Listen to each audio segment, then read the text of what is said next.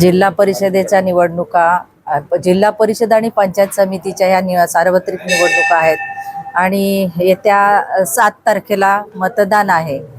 आतापर्यंत जवळजवळ 8 ते 10 दिवस आम्ही सातत्याने प्रचार करत आहोत। मी स्वतः आमदार पत्नी म्हणून आणि माझी ही 3री टर्म आणि ह्या मतदारसंघाचं आमदार साहेब पकडून जवळजवळ 4थी वेळ ही आहे की ह्या थळ मतदारसंघाचं आम्ही नेतृत्व करत आहोत।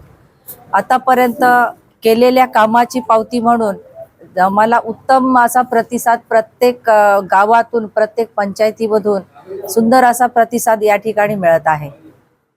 काय वाटतं जर तुम्ही निवडून आलात जिल्हा परिषद अध्यक्ष होऊ शकता? अध्यक्ष पद मिळावं ही आमची मागच्या म्हणजे 2007 पासूनची खूप इच्छा आहे।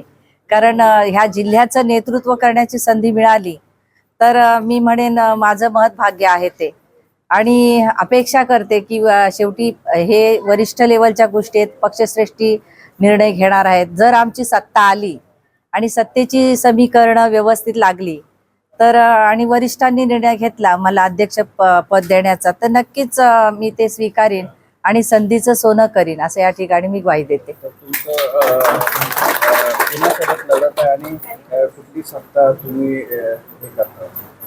माझ्यासोबत लढत ही एक उमेदवार भाजपचा आहे आणि दुसरा उमेदवार इथला स्थानिक, ज्यांनी आतापर्यंत जिल्हा परिषद कायम सत्ता त्यांची होती, त्यांच्या वतीने सानिका सुरेश घरत म्हणून उमेदवार आहे। ती उमेदवार म्हणजे शालेय शिक्षण चालू असतानाच तिला माझ्या विरोधात उभं करण्यासाठी उमेदवार नसल्या कारणाने शिक्षण बाजूला ठेवून तिला या ठिकाणी माझ्या विरुद्ध उमेदवार म्हणून उभी केलेली आहे।